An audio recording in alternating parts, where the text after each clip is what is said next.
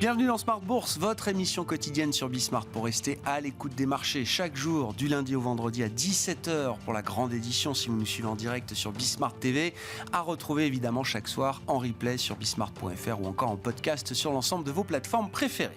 Au sommaire de cette édition ce soir, les investisseurs ont pris connaissance des dernières données américaines clés avant la réunion de la Réserve fédérale américaine la semaine prochaine. Parmi les données du jour, des indices de prix à la production ou encore de vente au détail, les prix à la production qui ont plutôt surpris à la hausse, comme on l'avait vu sur les derniers rapports de prix à la consommation aux États-Unis, quand les ventes au détail, elles, ont plutôt surpris à la baisse.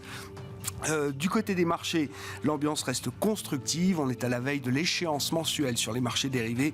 Et puis dans le dernier quart d'heure de Smart Bourse, nous nous intéresserons à ce que nous disent les outils d'intelligence artificielle sur la situation des marchés aujourd'hui.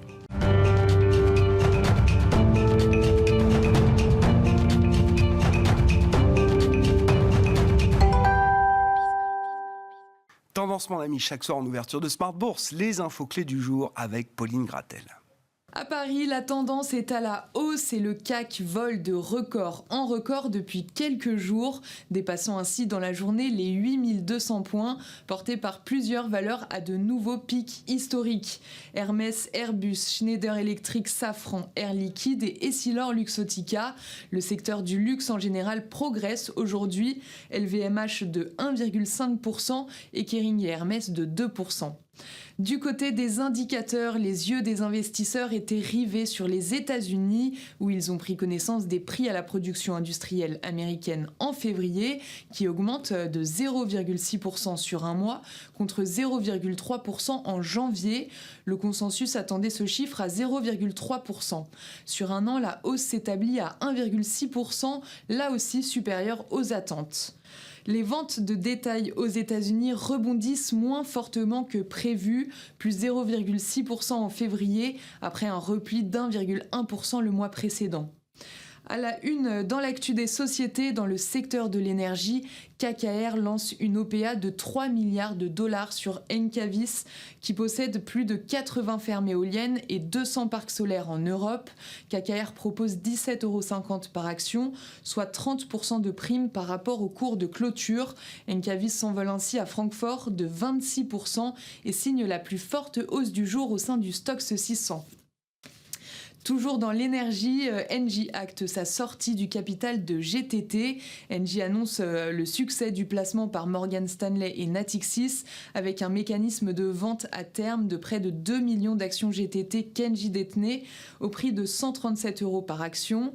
Engie conservera les 5,4% du capital de GTT jusqu'en septembre 2025, date de débouclage prévue pour l'opération. Le titre de GTT est en baisse de 4% et Engie progresse. bioMérieux publie des résultats en ligne avec les attentes. L'entreprise spécialiste du diagnostic in vitro fait état d'un EBIT contributif en baisse de plus de 8% en 2023 à 610 millions d'euros. Le chiffre d'affaires ressort en hausse de 2,4% à 3,6 milliards d'euros. En revanche, le bénéfice net du groupe recule de plus de 20%, pénalisé par des amortissements et des dépréciations d'actifs incorporels. Le titre de bioMérieux recule de 1,5% après cette publication. Demain, journée d'échéance mensuelle sur les marchés. Le contrat futur CAC 40 février expirera à 16h. Les investisseurs prendront connaissance de l'inflation définitive en France pour le mois de février. En début d'après-midi, l'indice Empire State de la Fed de New York, la production industrielle ainsi que l'enquête mensuelle de l'Université du Michigan sur la confiance des consommateurs américains seront publiés demain. Tendance, mon ami, chaque soir en ouverture de Smart Bourse, les infos clés du jour sur les marchés avec Pauline Gratel sur Bismart.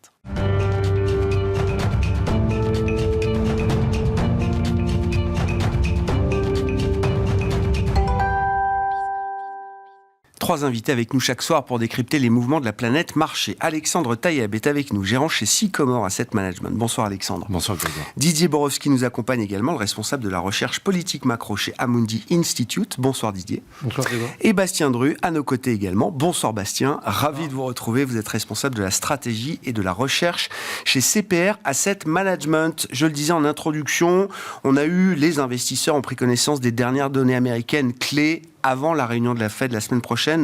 Bastien, quelle va être un peu la balance des risques que va observer et constater la Réserve fédérale américaine entre les données d'activité, les données de prix et d'inflation?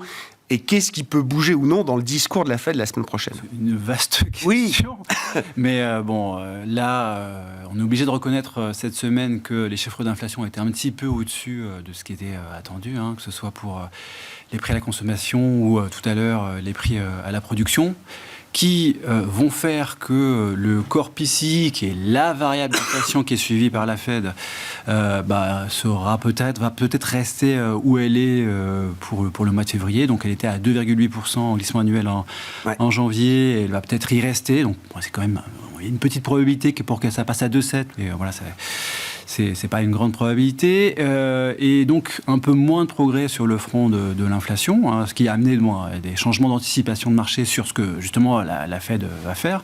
Donc il y a moins de baisses de taux qui sont anticipées. Mais ce qui est assez frappant, je dirais quand même, sur les derniers jours, peut-être sur les 2 dernières semaines, c'est que du côté de l'activité, on a des données qui sont un peu moins bonnes que prévues. C'est-à-dire ce qu'on a pu voir. Par exemple, aujourd'hui, on a les ventes au détail. Donc, les ventes au détail qui sont sorties en dessous des attentes. Le chiffre en lui-même n'était pas forcément mauvais aujourd'hui, donc il y avait un petit rebond en février. Mais il y a eu des révisions des mois précédents, notamment pour le mois de janvier, où là, on a une très forte révision. Le chiffre pour le mois de janvier, c'est le plus mauvais depuis un an. Ouais, il pèse de plus de 1%. Oui, il pèse de plus de 1% en janvier. Et sur les 5 derniers mois, il y a quand même 4 mois de contraction des ventes au détail réelles, ce qui fait que la consommation commence assez mal l'année aux États-Unis. Donc là, les chiffres ne sont pas forcément très bons. Et puis après, il y a le job report de la semaine dernière, dont on peut discuter. Ça, c'est votre sujet, mais allez-y. Pendant des heures. Parce que c'est un job report qui est très compliqué à lire et à comprendre. En ce moment, les statistiques de l'emploi sont très difficiles à lire aux États-Unis, et en particulier le rapport sur l'emploi. Le rapport sur l'emploi, il y a 2 enquêtes. Il y a une enquête auprès des entreprises, il y a une enquête auprès des ménages. Pour schématiser, pour caricaturer, il y en a une qui reste à peu près bonne et l'autre qui devient franchement mauvaise, l'enquête auprès des ménages. Là, ce qui me frappe, c'est l'écart entre les deux. L'écart, il est extrêmement fort. Sur les 3 derniers mois, l'enquête entreprise dit qu'il y a eu 700 000 emplois créés. Sur l'enquête aux ménages, le nombre de personnes qui se disent employées a baissé de 900 000. Et un tel écart, donc j'ai vérifié, ça n'arrivait qu'une fois dans l'histoire. Ça arrivait en avril-mai 2020, au pire de la crise Covid, au moment énorme bruit statistique, où les statistiques ne voulaient pas dire grand-chose. Mais sinon, depuis la Seconde Guerre mondiale, un tel écart entre les 2 enquêtes n'est jamais arrivé. Donc, qui a le bon signal? Alors, comme d'habitude, les économistes disent c'est entre les deux. Mais je pense qu'il y a quand même des raisons de penser que c'est un peu plus vers l'enquête ménage. Ça se discute, on pourra en discuter après. Pourquoi je dis ça? Il y a peut-être une raison pour laquelle les créations d'emplois, donc dans l'enquête auprès des entreprises, les créations d'emplois sont peut-être surestimées, parce que il y a eu une explosion des créations d'emplois sur les 2 dernières années avec des auto-entrepreneurs, et vraiment c'est très significatif par rapport à toutes les années précédentes. Et ce que fait le BLS, c'est l'institution du Bureau du travail aux États-Unis, des statistiques du travail, c'est de faire l'hypothèse que les entreprises créées cette année créeront autant d'emplois que sur les années précédentes, alors qu'il y a beaucoup d'auto-entrepreneuriat, et vraisemblablement il y a une surestimation du nombre de créations d'emplois. Et ça, je commence à y croire de plus en plus à cette histoire. J'ai vu, par exemple, que cette semaine, il y a, pour l'État de Californie, par exemple, il y a eu des révisions massives des créations d'emplois, parce que le job report sort tous les mois, mais la réalité, on la connaît souvent un an après. C'est un des chiffres les plus révisés de la planète. Donc on connaît la réalité très très longtemps après. Et là, ce qui vient de sortir par exemple pour l'État de Californie, c'était que on pensait jusqu'à maintenant qu'entre septembre 2012 et septembre 2022 et septembre 2023, il y avait eu 325 000 créations d'emplois. Ça a été révisé à 50 000. D'accord. Donc en gros, on pensait qu'il y avait vraiment beaucoup de créations d'emplois. Ça change un peu l'histoire, effectivement. L'histoire, elle change complètement, quoi. Donc en fait... Et cette divergence, la Fed va y être attentive, vous dites, c'est le moment où la Fed peut être attentive à ce genre de signaux un peu divergents? Je pense de plus en plus, mais jusqu'à maintenant, la Fed, elle était un peu dans l'obligation, de toute façon, de regarder les deux et de dire, voilà, si on regarde les créations d'emplois, il y en a, elles ne sont pas mauvaises quand on regarde le chiffre en lui-même.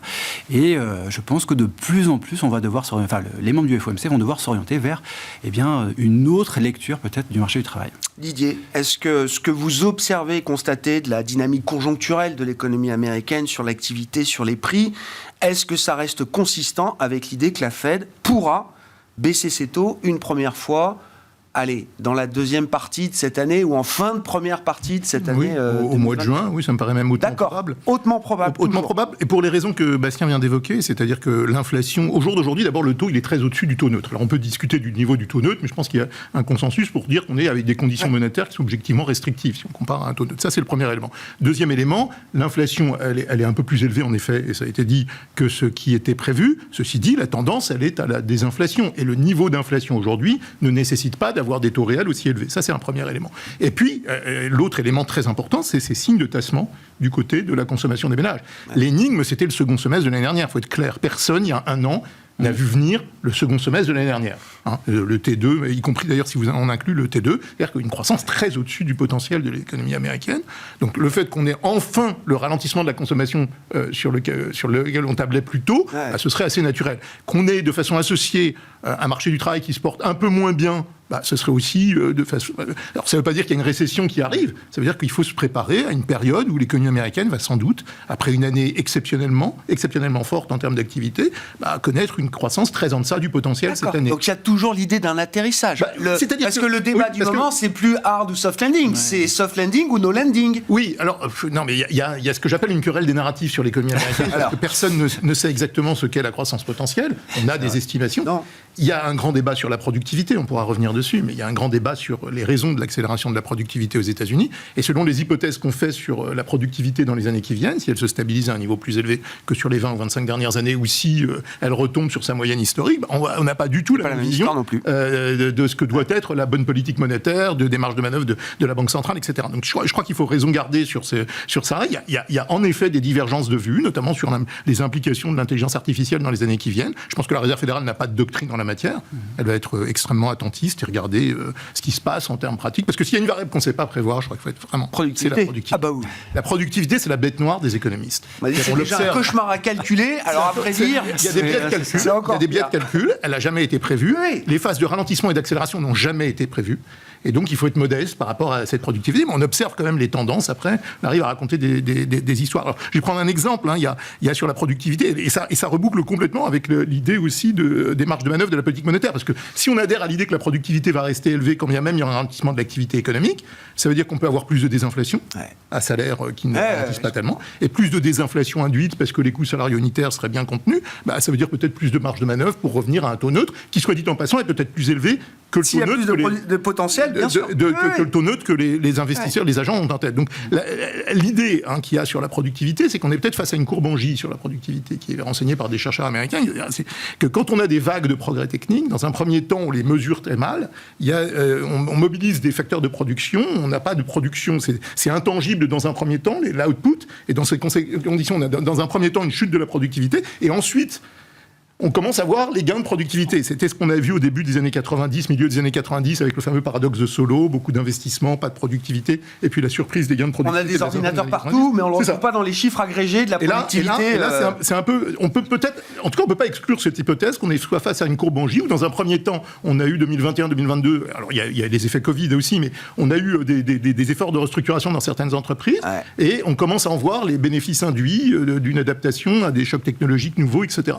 Et si tel est le cas, on peut très bien avoir une jambe qui dure. Alors on pourrait surestimer les gains de productivité à court terme, mais on pourrait quand même avoir une jambe de productivité qui surprenne à la hausse et qui change la donne dans l'équation macro et du côté de la politique. Ce qu'on voit sur quelques trimestres aujourd'hui en termes de gains de productivité et uniquement aux États-Unis, Didier.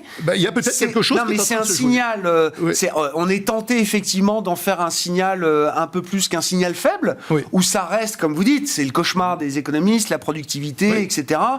2-3 trimestres font pas une tendance. C'est vrai, mais je crois comme on a pu l'observer dans les années 90. Il faut prêter attention à ce qu'il advient de cette courbe en J dans les grands chocs technologiques, parce que c'est un des grands chocs technologiques qu'on connaît déjà depuis plusieurs années. Et force est de reconnaître qu'on ne peut pas complètement exclure l'hypothèse qu'on soit face à une courbe en J avec des pertes et maintenant des gains qui rattrapent ces pertes de productivité qu'on avait vues. Et ça changerait radicalement la donne. Mais on ne peut pas conclure définitivement là-dessus. Et c'est la raison pour laquelle on navigue à vue, les banques centrales naviguent à vue et vont agir sans doute de façon très précautionneuse. Mais oui, pour répondre à la question, une baisse des taux en juin, elle serait légitime, compte tenu de ce qu'on a dit. Elle pourrait être justifiée. Elle pourrait être justifiée. Ça ne veut pas dire que la Fed baissera très agressivement ses taux d'ici la fin de l'année. Nous, on anticipe moins 100 points de base, mais la Réserve fédérale va se laisser des marges de manœuvre pour pouvoir juger au fil du temps si ces hypothèses sont satisfaites. Dans cette querelle des narratifs, j'aime bien l'expression de Didier, c'est que joue le marché aujourd'hui, Alexandre, et effectivement, dans le narratif macro, qu'est-ce que vous retenez, vous, et qu'est-ce qui pourrait être la décision de la Fed, alors peut-être pas la semaine prochaine, mais effectivement au cours des prochains meetings, et notamment du meeting du mois de juin, qui semble être le point de rendez-vous donné à tout le monde. En général, j'essaie de regarder les composants de l'inflation, que ce soit les prix à la production ou les prix à la consommation. Là où la politique monétaire de la Fed doit avoir un effet, c'est sur l'immobilier. Et pour l'instant, on le voit, cet effet. Le problème, c'est qu'il y a une inertie qui est très très forte. Donc on a commencé une tendance de baisse sur les prix de l'immobilier, mais elle est longue à se mettre en place. Donc elle continue de soutenir l'inflation. Et on le voit sur la composante shelter, finalement, on a une croissance des prix qui est en ralentissement, mais on est passé de plus 6 à plus 5,70. Donc c'est long à se mettre en place. Sur les prix à la production d'aujourd'hui, finalement, la composante qui tire les prix à la production vers le haut, la Fed, elle ne peut pas y faire grand-chose, c'est les coûts de l'énergie. Donc là, elle peut monter les taux autant qu'elle veut, de toute façon, ça ne bougera pas. Et d'ailleurs, on le voit sur le prix des matières premières, le Brent qui essaye de repasser les $85. Ça commence à bouger. Ça commence un petit peu à bouger. Et typiquement, un risque dont on parlait beaucoup en 2022 et dont on parle un peu moins aujourd'hui, c'est la Russie, que je regarde toujours avec une grande attention. Ensuite, sur la partie Fed, sur la décision de la Fed, oui, comme le disait très bien Didier, le simple niveau des taux directeur à 5,5 justifie qu'elle envoie un message de je réduis de 25 points de base parce que l'inflation a ralenti, même si je ne suis pas encore à mon objectif. Je sais que j'ai un effet qui va se mettre en place dans le futur sur l'immobilier. J'ai globalement un marché du travail qui a tendance à se desserrer, même si c'est progressif. Donc, elle a la voie pour le faire. Il aura plus de confiance la semaine prochaine, Jérôme Powell, que ce qu'il n'avait à l'occasion du meeting précédent de fin janvier, ou de son témoignage au Congrès. Son témoignage au Congrès. Je sais pas, peut-être qu'il y aura une phrase de différente qui va être soulignée par tous les observateurs. Dans la dynamique de la confiance, il aura gagné un peu plus en confiance par rapport au Normalement, je pense qu'il a un peu plus de place avec ces derniers indicateurs qui viennent de sortir. Maintenant, ce qu'il faut voir, et ceux qui ont tendance à dire il n'y a pas d'urgence à baisser les taux, je suis totalement d'accord avec eux, il n'y a pas d'urgence à le faire aujourd'hui, mais je pense que la Fed va vouloir le faire en partie en préventif. En revanche, là où ce serait une erreur, c'est de rentrer pour moi dans un cycle de baisse de taux dès le mois de juin, parce que c'est absolument pas nécessaire. Et je pense que c'est là où certains observateurs mettent le holà en disant attention, c'est trop tôt. Effectivement, je suis d'accord, il n'y a pas besoin de le faire. Donc 25 points de base et une pause en attendant de voir si la tendance se poursuit, finalement de faire ce qu'on dit, d'être data dependent, ça me paraît être le plus logique. Et c'est facile d'expliquer au marché qu'on va faire une baisse de taux, mais que ce ne sera pas un cycle de baisse de taux. Parce que le marché, lui, il factorise beaucoup de choses.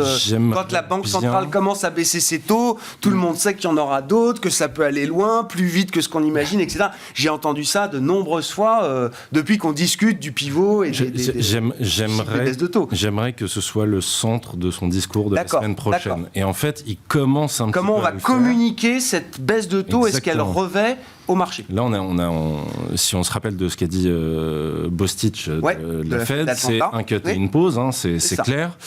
Et Powell, il dit la bonne santé de l'économie nous permet d'appréhender cette problématique de manière prudente. Il commence à préparer le terrain, donc j'aimerais bien qu'il insiste là-dessus au prochain meeting. Juin, c'est un rendez-vous pour tout le monde, pour la Fed et la BCE. Ça semble être ce que le marché nous dit aujourd'hui. Bastien, est-ce qu'il y a des raisons, ou pour quelles raisons est-ce que ce calendrier pourrait se désynchroniser ? Se désynchroniser. Bah oui. Bon, pour l'instant, il est bien synchronisé quand même. C'est pour ça. Pour quelle raison ? Enfin, c'est difficile à dire. Je vois pas pourquoi soudainement la BCE accélérerait. Donc là, ils ont quand même la semaine dernière, Christine Lagarde a quand même bien télégraphié. C'est bien signalé là. Oui. La date de juin, dans le Conseil des gouverneurs de juin. Donc ça serait quand même un peu contre-productif, disons. Quelques jours après, de revenir sur cette communication, et je ne pense pas que dans les chiffres qu'on va avoir, il y ait de quoi accélérer le calendrier de baisse de taux, quoi. Donc là, quand on regarde, parce qu'ils disent qu'ils regardent les salaires avant tout, c'est le dernier frein avant les baisses de taux, quand on regarde le Wage Tracker de Indeed, on ne voit pas une décélération des salaires qui soit si forte que ça, quoi. Donc je ne pense pas que quand ils regardent ce type d'indicateur, ils se disent il faut qu'on se dépêche pour accélérer. Et puis de toute façon, l'économie européenne a finalement relativement bien tenu le choc, dans le sens où il n'y a pas eu de contraction d'activité très substantielle. On flirte avec le zéro en termes d'activité. Le marché du travail, il a très bien. Programmes d'investissement, on retarde quand même le redémarrage d'une dynamique économique privée que beaucoup d'acteurs privés aimeraient quand même pouvoir supporter. Mais c'est pas dans le mandat forcément de la BCE, quoi. Donc là, la BCE, elle, voilà, son mandat premier, rappelons-le, c'est la stabilité des prix, et puis tout le reste vient ensuite, quoi. Donc il y a deux choses qui peuvent entrer dans son mandat, mais ça vient ensuite. Et donc là, pour le moment, il reste cantonné à ces indicateurs d'inflation, inflation sous-jacente, de salaire, voire de marché du travail, quand on parle de création d'emplois, par exemple.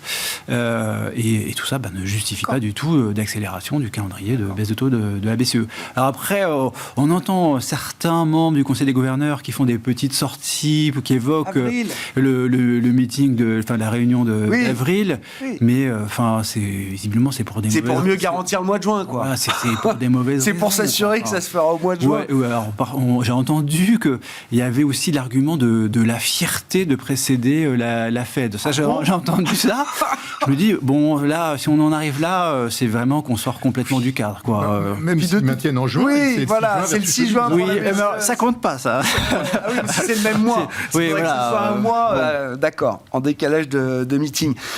Bon, je sais pas s'il y a un commentaire à rajouter là-dessus, Didier. Non, je dirais qu'il y a un élément qu'il faut quand même répéter, c'est les coûts salariaux unitaires en zone euro qui ne plaident pas pour une accélération à ce jour de la baisse des taux, parce que c'est ça aussi, il y a une querelle entre les membres de la Banque Centrale Européenne. Certains, à juste titre, regardent les coûts salariaux unitaires qui sont quasiment au plus haut historique. Comme le disait Bastien, il n'y a pas de signe très tangible encore de la baisse des salaires. Et un argument contre la baisse des taux d'intérêt en avril, c'est qu'il va leur falloir voir au moins la statistique du premier trimestre qui sera publiée en avril, pour essayer de voir si ça ralentit un peu plus nettement qu'au quatrième trimestre. Il y a une amorce de baisse, mais enfin c'est très timide.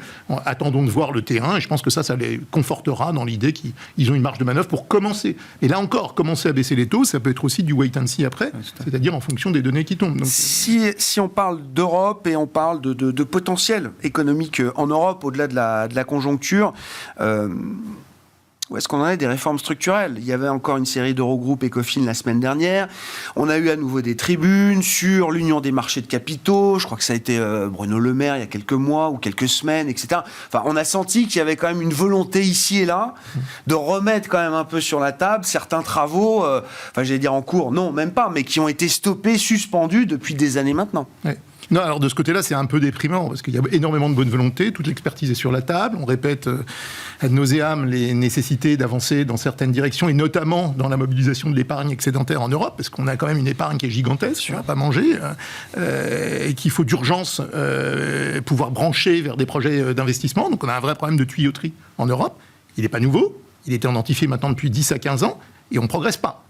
Donc, vous avez parlé d'un produit d'épargne européen maintenant. Oui, alors ça c'est la proposition qui est très intéressante de Bruno Le Maire qui était il y a quelques semaines, mais là dans le comité de l'Eurogroupe, on n'en parle pas. Il y a l'idée que quelques pays européens pourraient se coaliser autour d'un projet bottom-up où on commencerait à plusieurs pays à créer un produit d'épargne européen et puis qui même me suivent. Oui, c'est ça. Mais on n'en parle plus. Donc peut-être qu'il est en cours de négociation, mais on n'en parle plus dans le comité de l'Eurogroupe. Mais c'est une urgence parce que les problématiques budgétaires sont beaucoup plus importantes que la problématique monétaire aujourd'hui. En Europe comme aux États-Unis, c'est le grand dossier des prochaines années parce qu'on a des charges d'intérêt qui commencent à grimper. La question de la soutenabilité va se reposer. Oui, inévitablement. On a un nouveau poste qu'on avait oublié qui s'appelle les charges d'intérêt. À partir du moment où les taux d'intérêt ne reviennent pas au niveau d'avant, progressivement, avec la maturité de la dette, on va voir le poste des charges de la dette commencer à grimper au moment où l'inflation ralentit. Donc ça veut dire qu'on va avoir moins de degrés de liberté en termes de politique budgétaire. Et ça, c'est l'éléphant dans la pièce, pour prendre l'expression anglo-saxonne, bien plus que la politique monétaire. Et ça, l'absence de marge de manœuvre en termes de politique budgétaire, la nécessité de réduire certains postes de dépenses, les besoins d'investissement gigantesques ne pourront pas être adressés par l'argent public.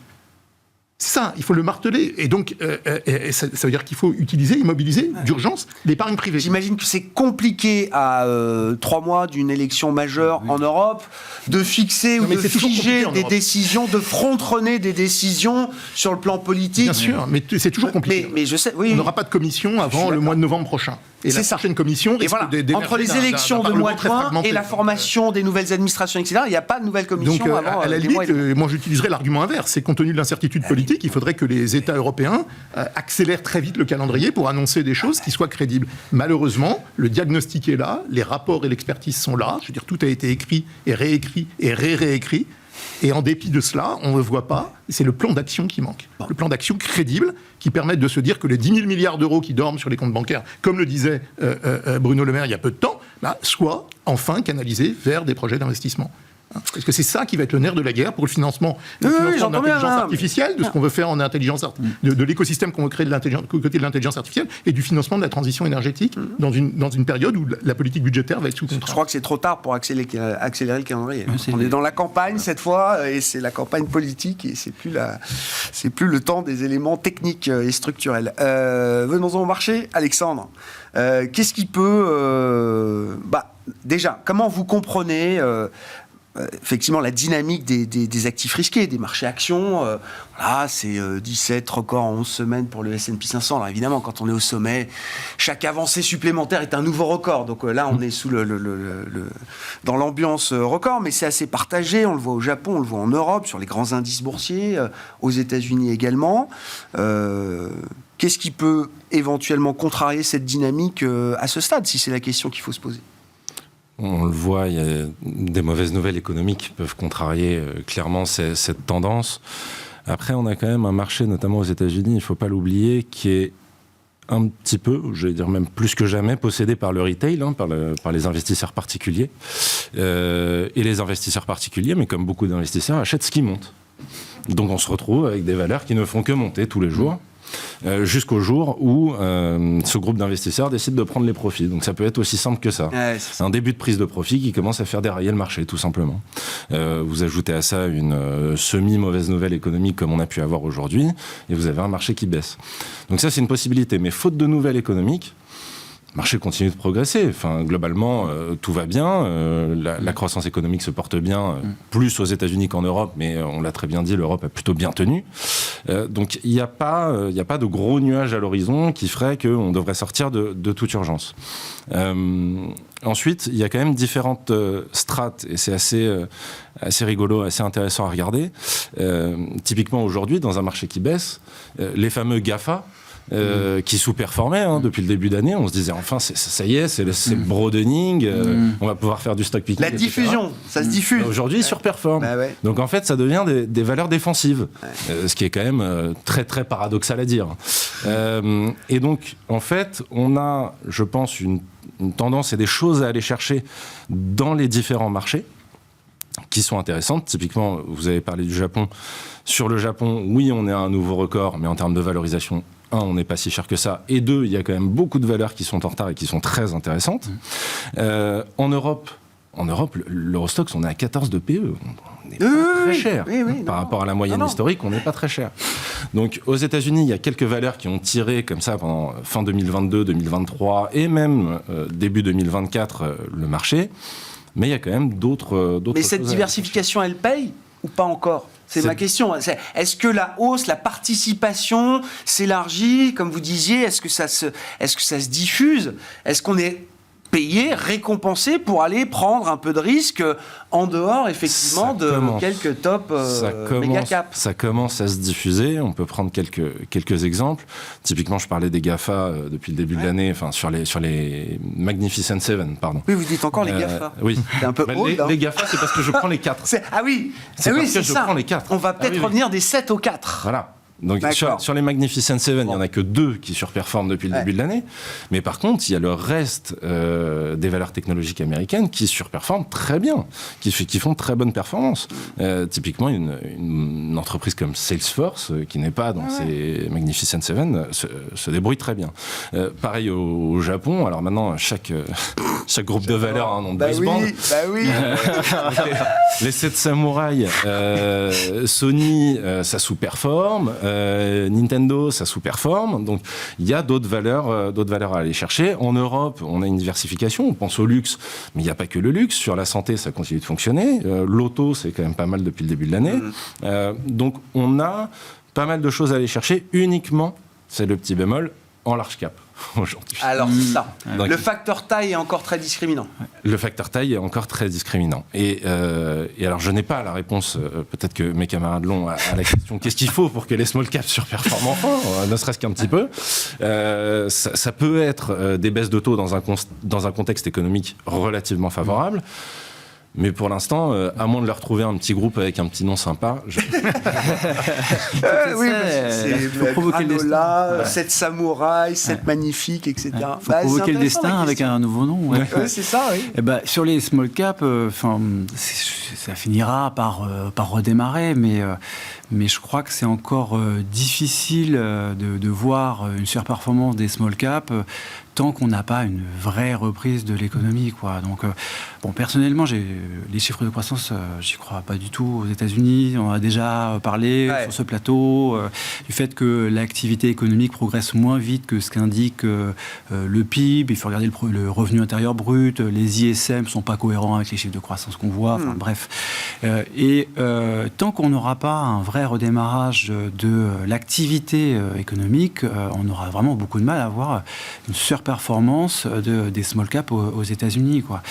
Ce que je pourrais dire aussi là-dessus, c'est que oui, au bout d'un moment, le fait que la Fed baisse ses taux, ça pourra évidemment aider les petites entreprises. Mais quand on regarde, par exemple, l'enquête NFIB qui est sortie cette semaine, le moral des patrons de PME. Voilà, le moral des patrons de PME, il y a une petite question dedans qui est quel taux d'intérêt vous payez sur vos prêts de court terme? On reste sur du 8 à 9%. Donc, et même si... C'est pas 25 points de base. Voilà, et même si la Fed baissait de 25 points de base et les charges d'intérêt ont dû monter pour ces entreprises-là en particulier. Enfin, toutes les entreprises n'ont pas la même structure d'endettement, ça c'est très très clair. Et puis le cash détenu n'est pas le même entre les large caps dont on parlait tout à l'heure et puis les PME.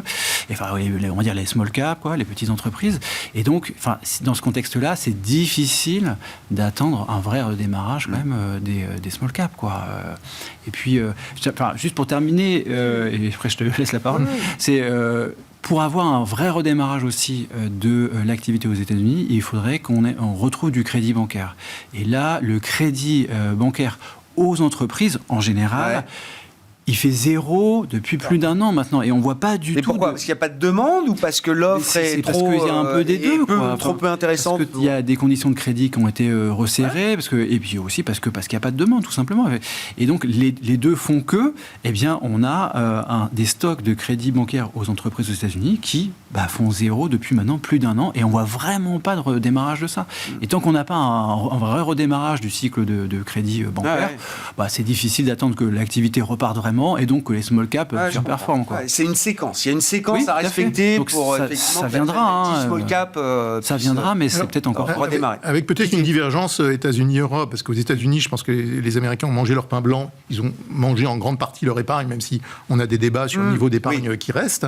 En Europe, on a toujours beaucoup d'épargne. Et puis, le scénario qui nous paraît le plus raisonnable, c'est celui de voir un lent redémarrage au second semestre et puis l'année prochaine vers soi-disant croissance potentielle entre 1,5. Donc, si ça s'accompagne de la baisse des taux d'intérêt de la Banque Centrale Européenne, ça peut donner des premiers signes d'espoir sur une petite reprise cyclique. Alors rien de très fort, mais une petite reprise cyclique. Et compte tenu modulo les valorisations qui sont extrêmement faibles, le risque il est de plus en plus asymétrique favorablement. C'est-à-dire qu'il y a moins de risques de les voir. Donc la moindre bonne nouvelle, expérimentalement, est toujours le débat aujourd'hui. un driver important. Est-ce qu'il est dangereux de se positionner de façon précoce, compte tenu du fait que le pire de notre point de vue est quasiment passé sur le cycle européen, même si on n'anticipe pas un redémarrage très marqué, en termes de valorisation, je dirais simplement, il y a un avantage à l'Europe et les small caps européennes peuvent retenir l'attention. L'euro n'est pas cher. Les investisseurs internationaux sont très sous-investis d'actions européennes.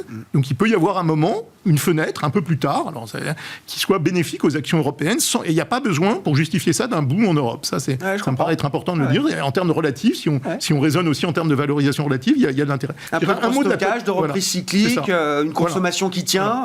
Et je dirais un mot de la cote japonaise, parce qu'on a beaucoup parlé. Oui, mais on va en parler. Et donc, je pense qu'il y a quelque chose d'important, parce que les salaires négociés au Japon sont finalement assez élevés, ils vont pour la deuxième année consécutive. Donc ça va être très favorable à la demande interne. Et jusqu'à maintenant, la cote japonaise a été beaucoup tirée sur la période récente par l'exportation, par tout ce qui est lié à l'exportation. Et donc là, il y a peut-être une rotation à surveiller sur le domestique japonais, qui lui aussi peut bénéficier du fait qu'avec des pouvoirs d'achat qui est au rendez-vous, on a des salaires réels qui augmentent, enfin, au Japon, ça peut être un facteur de soutien qui fasse redémarrer les valeurs domestiques. Puisque tout le monde découvre ou redécouvre la cote japonaise, Alexandre, ça m'intéresse. Est-ce qu'il y a un tilt plus domestique peut-être pour imaginer la poursuite de la hausse du Nikkei ou des indices japonais? Et puis quand même, il faut qu'on dise un mot de la Banque centrale japonaise qui est attendue. Là aussi, la semaine prochaine avec un meeting. Est-ce qu'un mouvement de la Banque centrale du Japon, comme on n'a plus vu depuis des décennies, c'est-à-dire sortir des taux négatifs déjà et donc monter ces taux d'intérêt jusqu'à zéro, est-ce que c'est quelque chose qui peut contrarier cette espèce de sortie de l'ornière qu'on observe au Japon? Ça peut créer des rotations, effectivement. Ça peut créer des rotations. Et le point sur la rotation, effectivement, de revenir vers des valeurs plus domestiques, c'est tout à fait ça. Ouais. C'est-à-dire que dans mon allocation japonaise aujourd'hui, je reviens sur des valeurs plus domestiques, typiquement. Ça, c'est le premier point. Sur la Banque du Japon, effectivement, donc il y a les négociations salariales qui sont en cours. On a déjà une petite preview dans les grands groupes type Toyota, Nintendo, etc. C'est quand même des augmentations de salaire de 5 à 10% en moyenne. C'est vraiment pas neutre. En revanche, il faut bien comprendre que 70% de la force de travail au Japon est dans les PME. Donc elles seront probablement moins généreuses que ces grands groupes. Donc en moyenne, on devrait tomber sur 4 à 5%, ce qui risque de ne pas plaire à la Banque du Japon. Donc elle va effectivement annoncer quelque chose très probable. J'en sais rien, c'est quand même après 30 ans de déflation, peut-être qu'ils peuvent supporter 5% de hausse de salaire. Tout à fait. Mais surtout, ce qui m'étonne, c'est que le discours depuis le début de l'année... Ça peut être le déclencheur qui permette et autorise finalement la BOJ à sortir de ces taux négatifs. Jusque-là, on avait l'impression qu'ils mettaient en avant plutôt la croissance. Ils surveillaient la croissance. Ouais. Et puis là, d'un coup, ils se mettent à surveiller l'inflation, à avoir des discours un petit peu restrictifs. Le risque de ça, c'est qu'on voit la macro japonaise qui est un petit peu en train de se tasser. Donc ça, plus le fait que la BOJ soit un peu plus restrictive, il faut bien se rendre compte que la BOJ, elle est à l'envers de toutes les banques centrales. Et pourquoi le Japon a été redécouvert il y a 1 an et demi, 2 ans maximum, c'est au départ que la Chine était devenue ininvestissable. Or, la Chine est dans la dynamique inverse. Une macro qui arrête de se dégrader et une banque centrale qui a la place de détendre sa politique monétaire. Donc en fait, la deuxième rotation, j'en ai bien peur, c'est de prendre du profit. Je pense que le Japon, aujourd'hui, pour la en Chine, partie, est un bon candidat pour prendre du profit et de remettre un petit peu sur la Chine, où un peu comme sur les small caps, le pire a l'air d'être passé. Donc plus domestique au Japon et une partie qu'on peut réallouer peut-être, enfin que les marchés peuvent réallouer. En tout cas, long yen, que ce soit en action ou en devise, me semble pas être un gros risque aujourd'hui. Bon. L'enjeu pour la BOJ, est-ce que c'est dès la semaine prochaine déjà, Bastien? Est-ce qu'il y a déjà une communication à avoir? Là, il y a encore eu des fuites aujourd'hui sur le fait que... Donc il prépare quand même le terrain là. Oui, là, ça commence à faire beaucoup. D'accord. Mais après, que celui qui ne s'est jamais fait prendre à contre-pied par la Banque du Japon, voilà. Oui. Donc oui, effectivement, c'est bien parti pour qu'il sorte des taux négatifs la semaine prochaine. Ce que tu disais, Alexandre, était intéressant sur les 5% de salaire, parce que ce que disait Ueda, c'est que c'était un cycle vertueux de prix-salaire, alors que nous, avec 5% d'évolution de salaire en Europe, on dit attention, c'est un cycle vicieux, quoi. Donc c'est marrant de voir vraiment l'antagonisme entre la Banque du Japon et toutes les autres banques centrales développées du monde, quoi. Donc oui, il y a de grandes chances qu'ils sortent des taux négatifs la semaine prochaine. Bon, puis s'ils le font pas la semaine prochaine, ça sera en avril. De toute façon, ça va être fait. Et après, ce qu'il faut voir, c'est que la Banque du Japon ne peut pas aller vraiment très loin. Parce que quand on a un bilan qui est chargé comme celui de la Banque du Japon, il y a 100% de PIB rien qu'avec les obligations souveraines. Et ce qu'avait dit Ueda, c'était que si remontait les taux de 1 point de pourcentage, ça faisait des moins-values de quasiment 10 points de PIB. Donc j'ai arrondi, mais donc ça ferait des moins-values qui seraient absolument énormes. Donc, de toute façon, la Banque du Japon n'ira pas beaucoup plus loin que ça, mais ce petit mouvement-là et le fait que peut-être qu'il touche au contrôle, à la politique de contrôle de la courbe des taux, c'est-à-dire qu'il relâche un petit peu, il laisse un peu le 10 ans, le taux 10 ans vivre un peu librement. Voilà, il vive un peu plus sa vie. Ça peut amener le yen à s'apprécier un peu plus que ce qu'on a vu. Parce que ce qui est intéressant, et pourquoi, j'étais tout à fait d'accord avec ce que disait Alexandre sur pourquoi le Nikkei a bien progressé. Ce qu'il faut voir, c'est que la dichotomie en 2022-2023 entre la Banque du Japon et toutes les autres banques centrales des pays développés, ça a fait baisser le taux de change réel effectif, le taux de change, ça a fait baisser de 15 à 20%, ce qui est un choc monstrueux, quoi. Et ça a vraiment aidé l'économie japonaise énormément. Et c'est en partie ce qui a fait progresser le marché action japonais ces 2 dernières années. Et plus d'IBP venant du Japon. Pour le système global des marchés, c'est indolore, c'est bien balisé, tout le monde y est prêt. On m'a tellement expliqué qu'il y avait des positions de carry accumulées depuis je ne sais combien d'années sur le. Ça va pas changer radicalement les positions de carry. On parle de 10 points de base, c'est bien anticipé, c'est préannoncé. À un moment, on essayait de se faire peur avec l'idée que la Banque du Japon, en montant les taux, allait pouvoir faire... Mais je pense que ce qui peut être plus risqué pour la politique, en provenance de la politique de la Banque du Japon, c'est pas vraiment la sortie des taux négatifs, c'est beaucoup plus la sortie du contrôle de la courbe des taux. Parce que si on se retrouvait, faisant un peu de fiction, avec un taux 10 ans japonais qui allait à 1,50 dans 3 mois, là, ça pourrait peut-être changer un peu les dynamiques d'investissement des investisseurs institutionnels japonais. Là, ça pourrait commencer à changer les choses. Mais le mouvement de sortie des taux négatifs, non, ça ne change rien. Non, mais on nous expliquait que ça allait aussi permettre peut-être à des investisseurs japonais de pouvoir réinvestir sur du taux chez eux et peut-être moins d'exporter leur épargne pour acheter nos obligations européennes. On n'y est pas. La séquence n'est pas celle-là. Et puis, deuxièmement, il y a 2 éléments. Il y a l'élément qu'a mentionné Bastien, le fait que les pertes en capital pour la Banque centrale, mais aussi pour le secteur bancaire, seraient gigantesques si la Banque centrale japonaise aller beaucoup plus loin, donc il n'y a pas de marge de manœuvre pour aller beaucoup plus loin en termes de hausse de taux d'intérêt. Et puis il y a un deuxième facteur plus conjoncturel, c'est que nous on s'attend à un repli de l'inflation en deçà de la cible de la Banque centrale japonaise au second semestre. Donc la fenêtre d'opportunité c'est maintenant pour revenir, ne serait-ce que sortir de cette fameuse politique de taux négatif. Mais dans tous les cas, ils vont devoir maintenir une communication extraordinairement prudente compte tenu de leur cycle et compte tenu du fait qu'ils vont avoir un ralentissement de l'inflation selon toute vraisemblance dans la deuxième partie de l'année. Donc la prudence s'impose. Alors en effet, en termes de carry, ça ne change rien a priori sur les positions de carry.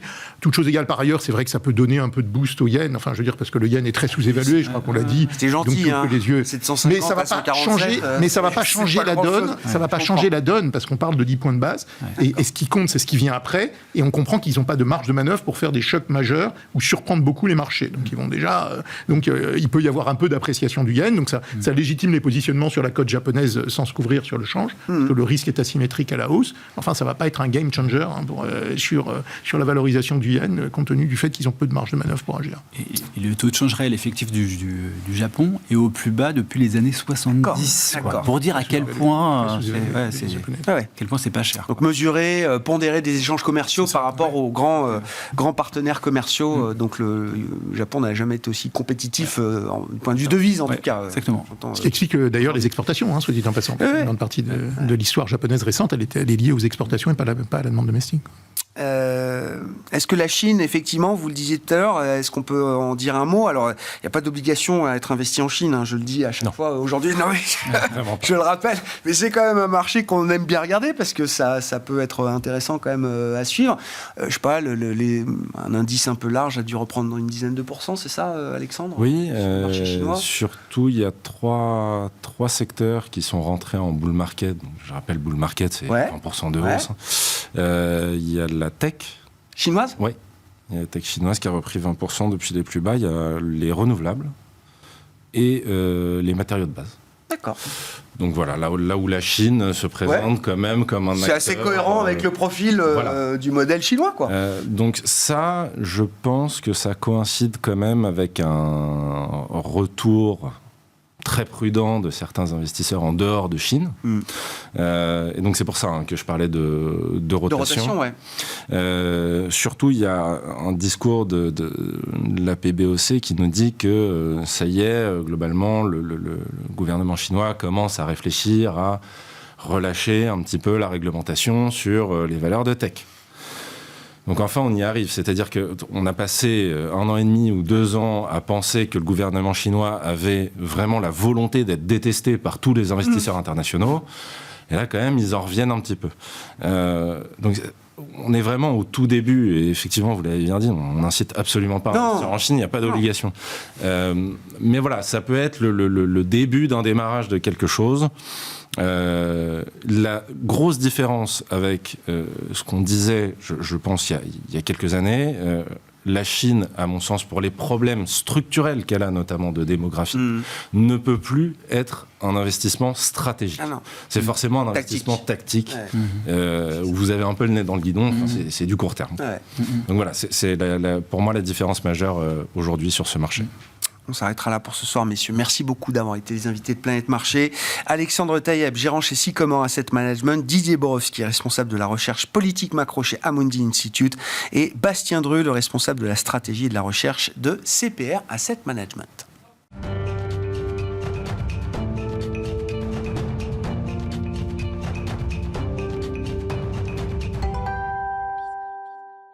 Le dernier quart d'heure de Smart Bourse, chaque soir, c'est le quart d'heure thématique et nous retrouvons chaque mois Jean-Jacques Ohana, consultant indépendant et membre du board de la FinTech AI for Alpha, pour savoir ce que nous dit justement l'intelligence artificielle de la situation des marchés avec cette question que vous vous posez ce mois-ci, Jean-Jacques. L'inflation est-elle vaincue? Question légitime au regard de l'appétit des marchés pour le risque, comme si le sujet de l'inflation était effectivement définitivement relégué derrière nous.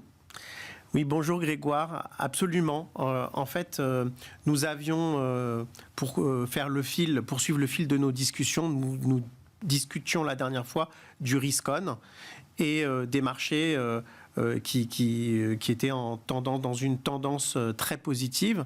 Cela s'est confirmé. Pour faire le point sur les performances des indices boursiers, on est à 7% hors rendement du cash, au-dessus du rendement du cash sur le S&P 500 sur même pas un trimestre. Oui, en 11 semaines. Voilà, absolument. 11 semaines. On est à 10% sur les marchés européens et on est quasiment à 17% sur le Japon. Donc des performances très flatteuses. Et puis ce qui est intéressant, c'est qu'on a une diffusion du risk-on.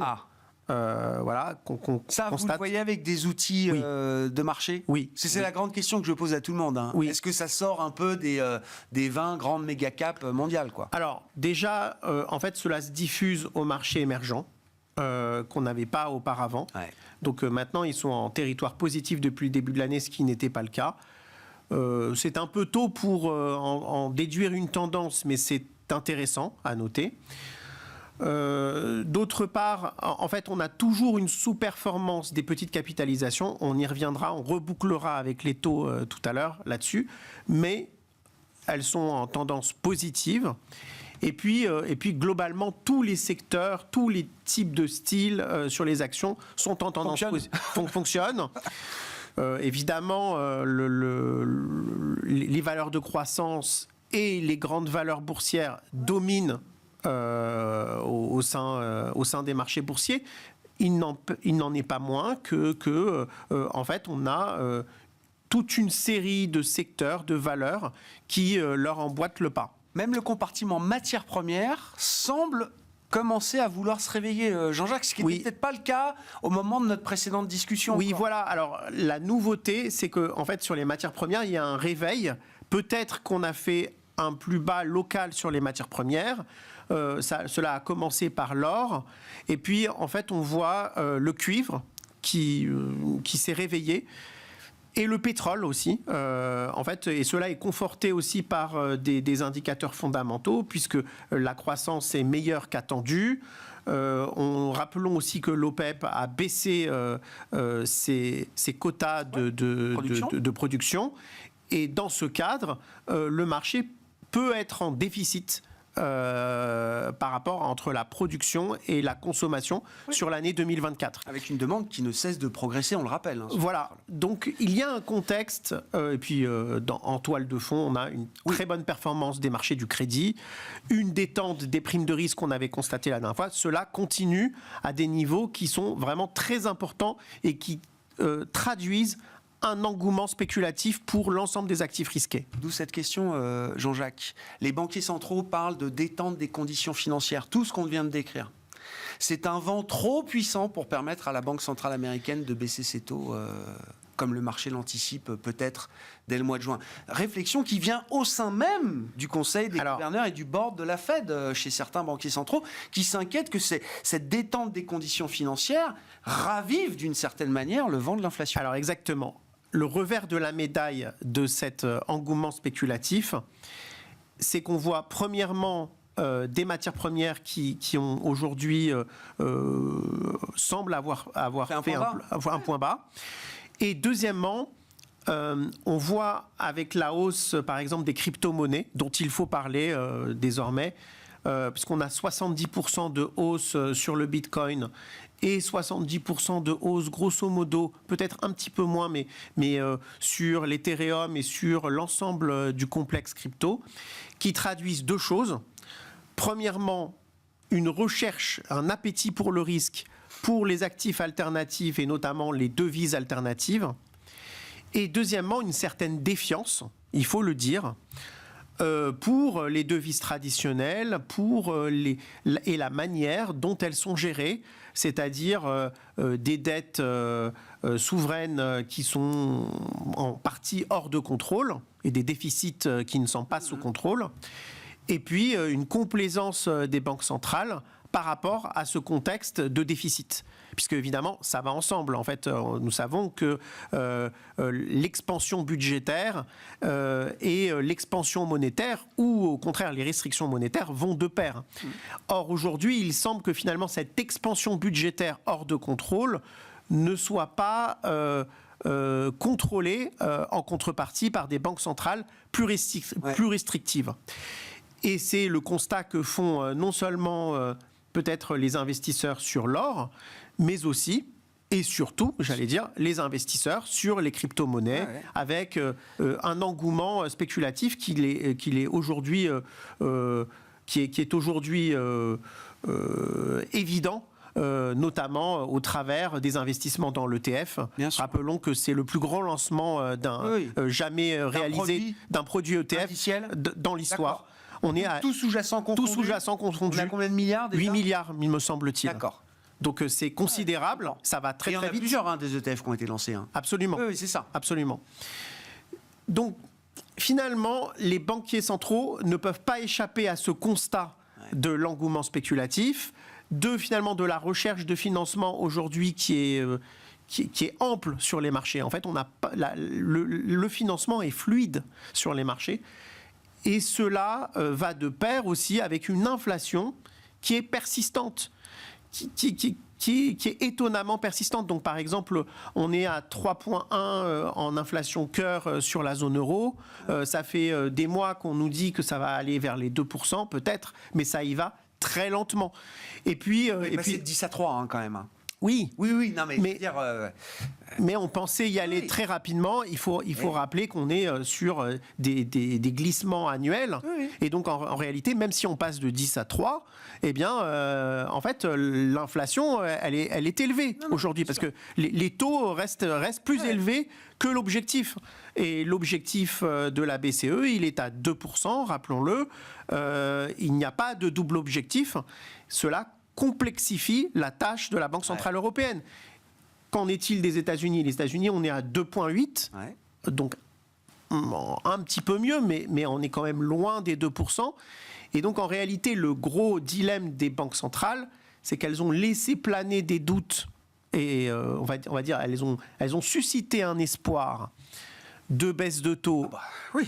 en fin d'année dernière, et notamment par le fameux meeting Mais bien sûr. du 13 décembre, qui Mais qui bien maintenant, cette date Bien devient sûr. connue. Donc, en fait, 13 décembre 2023, Ouais. il y a eu une inflexion Majeur. majeure de politique monétaire de la Fed et de discours de politique monétaire avec les fameux dot points. Et en réalité, ce qu'on voit aujourd'hui, c'est que les faits ne valident pas Ils finalement. sont allés trop vite en besogne. Oui, ils sont allés trop vite en besogne. Se rajoute à cela le problème de l'élection présidentielle américaine qui va venir et la nécessité pour la Fed d'apparaître neutre et de ne pas être un acteur de cette élection présidentielle qui s'annonce compliquée, politiquement, j'entends. Et donc, ils doivent probablement délivrer une partie de leurs promesses. Je ne pense pas qu'ils puissent complètement se dédire. Cela serait Oui, le signal envoyé a été trop fort. On ne peut pas revenir en arrière Voilà. sur l'idée qu'il y aura un premier mouvement de baisse de taux en 2024. Absolument. D'accord. Voilà, c'est mon point. Ah ouais. Cependant, on était sur 170 points de base de baisse de taux anticipés sur 8 meetings, ce qui fait à peu près un an. On est, ce qui paraît complètement Ça, c'était ridicule. Encore en tout début d'année. En fin tout début 23, d'année. tout début d'année. En tout début d'année. Et aujourd'hui, on est à 100 points de base. Et on est en droit de s'interroger sur est-ce que ces 100 points de base d'attente de baisse de taux, c'est-à-dire 4 baisses de taux pour une année glissante, sont crédibles au regard de l'environnement macroéconomique et du contexte spéculatif que nous venons de décrire. Oui. Ce qui est fascinant, c'est que plus les investisseurs ont réduit leurs anticipations de baisse de taux, plus les actifs risqués ont performé d'une certaine manière. Alors oui, C'est quand même... En tout cas, ce repricing on n'a pas le sentiment qu'il a eu un impact sur, comme vous dites, cette spéculation autour des actifs. alors oui, on en parlait. En réalité, on avait l'impression en fin d'année dernière que les actifs risqués étaient intimement liés au taux. Et en réalité, il y a eu une déconnexion cette année, assez claire. C'est-à-dire que les taux sont remontés et pourtant, les actifs risqués se sont très bien comportés. Donc, ils se sont plutôt déconnectés de cet environnement de taux. À noter quand même que la déconnexion est moins forte du côté des petites capitalisations. Oui. Ah, c'est très connecté au taux, toujours. Hein. Qui sont plus sensibles Oui. au financement. Ouais. Donc on voit très bien que c'est ce segment-là qui a besoin des baisses de taux. On voit très bien que c'est finalement l'économie réelle et les petites capitalisations, mais aussi les entreprises de la rue, j'allais dire, qui ont besoin d'avoir plus de financement, plus de crédit, et donc qui ont besoin de la baisse de taux. Et bien, ce qui est inquiétant, c'est qu'elles ne vont peut-être pas bénéficier de ces baisses de taux autant qu'on pouvait l'escompter en début d'année. Alors, je ne pense pas que la Fed soit en position de se dédire, mais je ne pense pas non plus qu'elle soit en position aujourd'hui de délivrer 4 baisses de taux d'ici la fin de l'année, compte tenu du contexte macroéconomique, du contexte macro-financier qui est sous nos yeux. Ce serait un signal terrible en fait de laxisme sur la gestion de leurs devises, la gestion de leurs dettes, la gestion des déficits. Et cela enverrait un message spéculatif monumental finalement aux acheteurs de crypto. Les banques centrales vont laisser filer l'inflation. Absolument. Et cela alimenterait des bulles spéculatives qui, plus tard, seront dangereuses lorsqu'elles imploseront. Raphaël Bostic, le patron de la Fed d'Atlanta, a cette crainte Lui, il veut une baisse de taux en juin et ensuite une pause. Et on attend de voir. Parce qu'il craint ce qu'il appelle l'exubérance refoulée. Pent-up exubérance. Et donc de voir des marchés, de la spéculation débridée qui repartiraient tout de suite. Alors, c'est la crainte que nous pouvons formuler, et donc une baisse de taux n'est pas égale à 4. Non. Et qu'est-ce qui va se passer quand on va passer de 4 baisses anticipées à 3, puis à 2, puis à 1 Passer de 6 à 3 et passer de 3 à 1, effectivement, comment ça va se faire? Voilà, et c'est ça la question maintenant de ce deuxième trimestre. Merci beaucoup Jean-Jacques, merci d'être avec nous régulièrement pour nous faire profiter de votre expertise sur les marchés, avec en plus les outils de l'intelligence artificielle développés par la FinTech AI for Alpha. Vous êtes membre du board des consultants indépendants. Jean-Jacques Oana qui était avec nous, l'invité de ce dernier quart d'heure de Smart Bourse ce soir.